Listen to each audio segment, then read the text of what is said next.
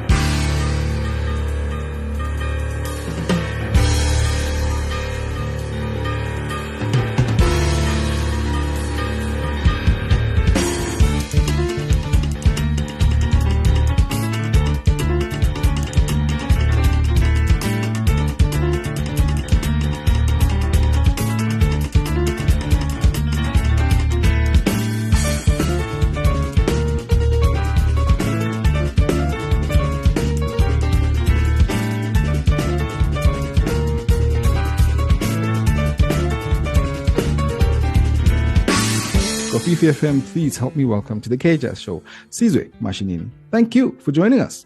Thank you so much for having me. I appreciate the opportunity. Sizwe, let's introduce you to the listeners of the K-Jazz Show. That question has been tricky for years because identity kind of like varies as you grow. You know, you become this at a certain age and you're no longer that by the time you're at another age. So I think it's kind of tricky to to answer the same way for years. But what I've realized and what I've found to be a more fitting answer for now, I don't know in the future, it's that Sizwe Mashinini is an introvert that is expressive and is faith-based, meaning I don't do anything without the belief that it will be done successfully. Anything I do is faith-based. Yeah. And I'm an expressive introvert. Expressive introvert. Yeah. I love that. Now, let's talk about your journey in music. I mean, it hasn't been the most easiest. And in a recent conversation, you tell the story of, your left hand that seemed to have failed you, during the most critical times of your recording, of a recording session. Let's go back there. So when I recorded The Child is Born Chapter 3, which was end of March 2023, it was a week after I lost my marriage. So my body kind of collapsed and I was on medication. And so I had to do this recording because everyone had come to honor my invitation because the camera crew was there. The studio session was already booked. So I couldn't postpone it, So I really tried to push regardless of my left hand because it was not functional. And that frustrated me because I couldn't execute the way I had prepared, And then I remember going to the bathroom and I cried it out. And when I came out of the bathroom, I told the engineer, which is Mr. Guran, I said to him, I'm not sure if we should postpone this recording but I'm really, really frustrated because I'm not playing the way I practiced, because my left hand is failing me, and because of the left hand, I'm now unable to be as expressive as I wanted to be, and I'm doing a lot of mistakes, as we go, because I'm mindful of the heaviness of my body. And Quran told me something that really triggered the progress of the recording. He said to me, maybe it's that frustration that's needed in the recording. Let's record the frustration.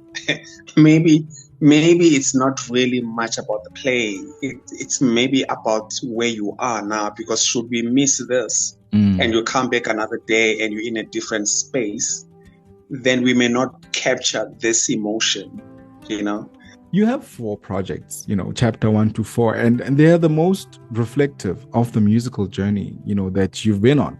I mean, unpacking the first one, which you felt was not received favorable, or you felt was not received favorable. Yeah, I think that's the right word to use. How did you then change the formula, if you did, to get to the part where you are now almost at the 5th chapter? When I released the first project, that was my honest version at that time in 2016. But then it did not yield to sales, I didn't get any bookings, but I won the hearts of people. People loved me for who I was at that time. But then because I needed to put food on the table and I couldn't, then when I went over to chapter 2, I tried to be commercial, to be radio friendly. And I remember when the project finally launched online, I felt a disconnection of hearts, that people did not love me for being commercial. People loved me for being authentic, and I felt miserable when I released that, because I knew that was not me. I just wanted bookings and I wanted airplay. But then when I went to chapter 3, I had decided that, even though the solo piano thing in South Africa, even though it doesn't work, because, South Africans or Africans in general, they want the beats, they want like your drum and bass, they want to groove, So if it's just piano, not for Africans, But you know what? That's what I was hearing at that time. And I just told myself that, this is what I'm hearing. From now on, moving forward, I'm going to be authentic. Meaning, if someone receives it or doesn't receive it, it's fine. I'll be a fulfilled man. Should I die now? I would. I don't want to die. I don't want to die old. I want to die empty. Right? I want to offload as much as I can. And I don't want to alter who I am because of wanting to be received by the masses.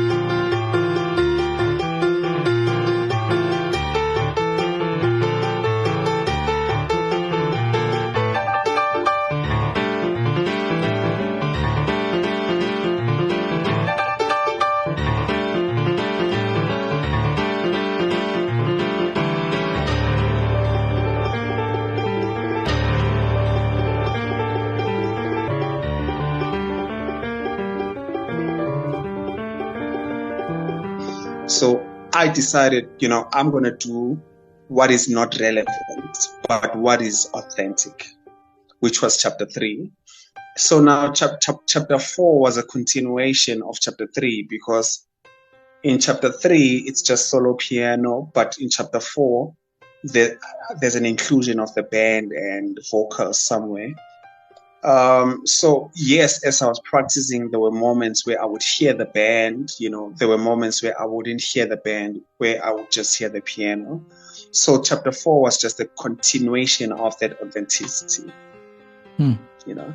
But now this is what I realized, my brother, that if you can connect to self, to who you really are, you will realize how infinite you are, how endless you are, or how bottomless you are. If people out there are running out of ideas, you just tap into self and you will realize that you will have endless ideas. I recorded chapter 3 end of March. When I went back to my practice space, songs for chapter 4 were already coming. So I recorded chapter 4 3 months after chapter 3. And now, after recording chapter 4, the repertoire for chapter 5 is ready as we speak, and I keep refining it all the time. Let's explore your heritage, the fascination with IsiSwati rhythms and how you want to fuse it with the modern approach to jazz. There was a research that I made whereby I noticed that the young generation or the young people find jazz as a vintage sound. Not only jazz, but culture. Some of the young guys, they don't resonate with culture because it sounds or looks and feels ancient. And because now they are modern and exposed to technology, that they feel like a disconnection, between culture and where they are, the modern age. So with me, I wanted to bring relevance to where we are in comparison to where we are from. That's why I want to make sure that even the musical arrangements and the production, the mixing, it showcases that we are here, but we reference from the past, right? We reference from the roots where we come from, but we did not get stuck there because life has to move on. You see, life doesn't go anti-clockwise; it goes clockwise, meaning that's progressive. Right? So we don't have to stay where we were, but we acknowledge where we were. So I just wanted to bring I just wanted to glue the two generations, the past. That's why I was not willing to play like your normal jazz sound. If you can listen to it, it's not really your traditional jazz sound. Because I'm also cognizant of the fact that we have to be progressive, acknowledge where we come from, but always also acknowledge where we are with the future in mind. Kofifi FM, we are chatting to pianist Sizwe Mashinini this Sunday. He's our musical guest for Our Africa.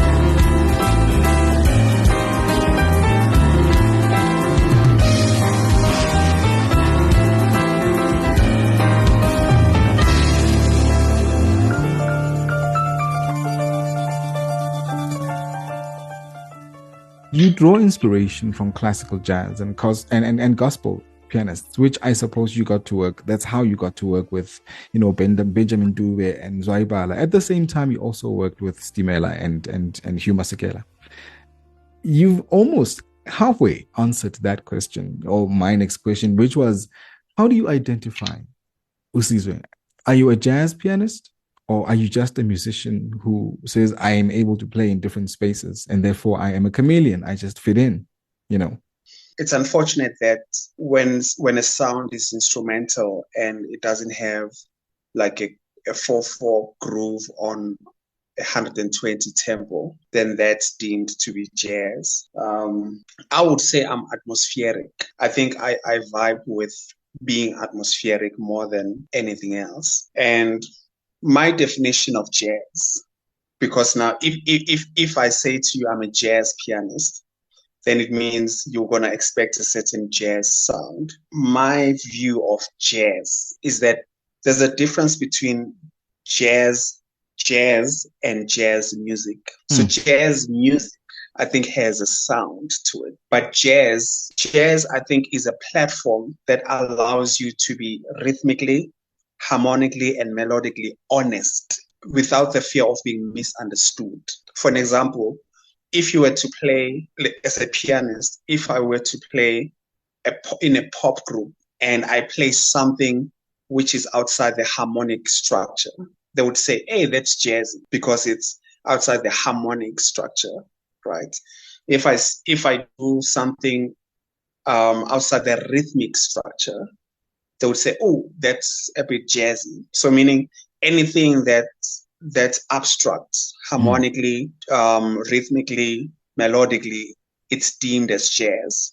But what if that's what you're feeling it in a hip hop setup, or you're feeling it in a pop setup or gospel setup? So I feel like jazz is a platform that allows you to be rhythmically, melodically, and harmonically honest without the fear of being misunderstood, right? Yeah. That's my definition of jazz. So if I were to answer between being a jazz,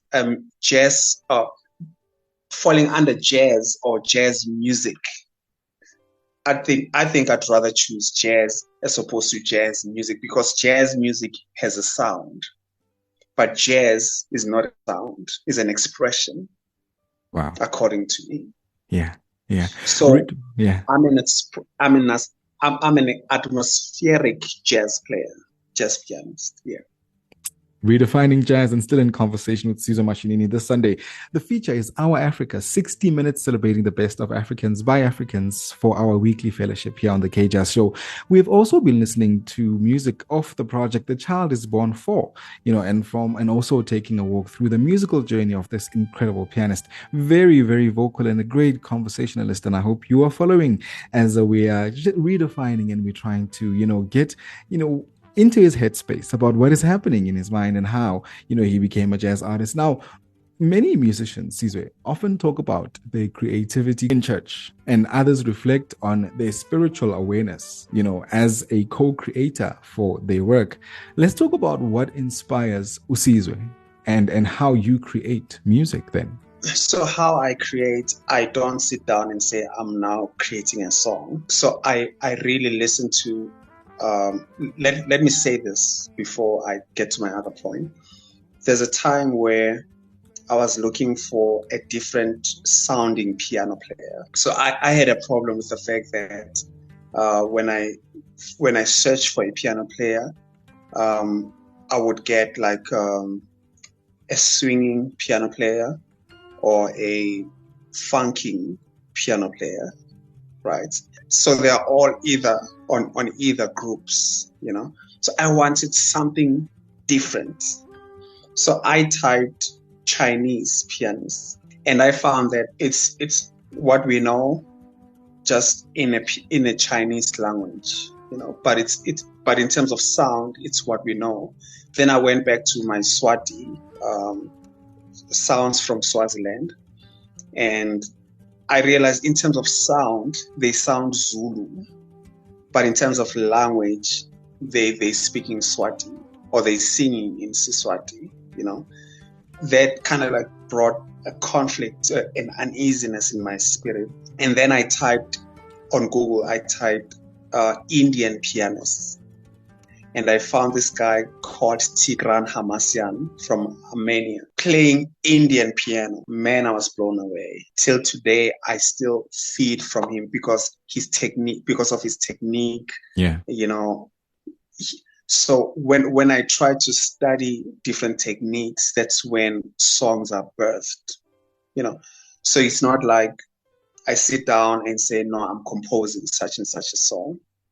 By just working out a particular technique or having a particular pull in my spirit to express something out, you know, then songs are birthed. But for me, songs are not intellectual. I don't compose intellectually. I practice intellectually, but I compose spiritually. They come from my spirit. Yeah. I download. You download. I suppose you are receiving as it happens. As you learn, it happens and you receive. And you know, I'm very much fascinated by that. And I think you and I can sit for hours as you unpack this as to how it happens. But I also, you know, with limited time, I want to talk about, you know, that Stimela, that era, and your tribute to Prare, your highlights of that time. Yeah, I still work with Stimela, by the way. Yeah, I'm still in the band. I mean, growing up, I would watch Stimela. I would watch Ray Piri doing his funny dances. I would watch Nana Coyota doing those amazing vocals. Yeah. You know, I'd be fascinated by these guys, you know. At that time, I wouldn't understand what they're doing because I think I was a kid. I never ever imagined myself being in the same room as Stimela. Even with Hugh, you know. I mean, when I got a call to do like a project with Stimela, I think I told everyone. Yeah. I couldn't believe it. Because these are the guys I grew up watching on TV, you know, listening to on radio. I was fascinated. So it's been an amazing and educational journey for me, Stimela. It strikes me as something that is ever developing. It strikes me as something that we must just watch the space. So we'll leave it there and let our audience just linger on and wait until you as Stimela emerge with the next project. Really must be something exciting because I know you are working on something, you know. And we'll park it there for now. But for Sizwe, you know, where to from here? What can we look forward to? I'm hoping to take this project to the world. I mean, there's a scripture that says, go to the world, go to the world, go to the world. And the world meaning go to the countries of the world, go to the people of the world, you know, and go to the cities in the world, you know. So I want to take this globally. I want to take this project globally. You know, for now, yes, I'm still here at home, you know, trying to push, but the bigger goal is to take it globally because I believe that a prophet is not received in his hometown because you are South African not only for South Africans, but you're South Africans because the world doesn't have South Africa in them. Right? So there's a shortage of South Africanness in their native countries. So we need to take it to the world. You know, that's why their sound resonates better here because we are not them, you know. So we don't have them here. So thus we vibe with their sound, with their expressions. So now they don't have South Africa in their countries and their continents. So that's why I want to take this there, you know. Yeah. I want to take it in terms of like a school, you know. I want to archive like your South African music that is and that was, archive it and make it academic so that we study the music from Mahlatini, Ashelimhlophe, you know, let it be a curriculum that will be learned even in China, in Japan, and Norway and London. Let them learn Sishangan. Let them learn Xhosa in Norway and Germany, you know. So yeah, I want to really take The Child is Born to the world, but I also want to like have an institution that I will take to the world where we educate about the sound of South Africa, the 9 languages, the 9 cultures. Absolutely. I totally agree with you. There's so much richness that we haven't tapped into, and this is only the beginning of that, you know. And as we run out of time, you know, the Sunday Sizwe, I think the album's out. There are out albums, by the way. Where do we get copies quickly? Are they streaming online? Do we have physical copies? For live performances, we will avail copies, like CDs. But until then, please stream it on Spotify and iTunes and all those nice places. Absolutely. And where can we catch you performing? Because the next question is that, all right, so I want an album. So where are you performing? Where do we catch that? Social media, maybe, so we can keep up with you? Okay, I'd advise and encourage everyone to kind of like follow me on TikTok or Facebook and Instagram, Sizwe Mashinini Official. I think that's where you will get the details of where will I be performing. Sizwe, thank you so much for joining us this Sunday and for sharing your story with us here on Kofifi FM 97.2. You are truly an inspiration, you know, and I can't wait to see you live on one of our stages soon. Thank you so much. I'd appreciate it. He's a talented pianist, producer, and educator. His name is Sizwe Mashinini for Our Africa this Sunday on The K-Jazz Show.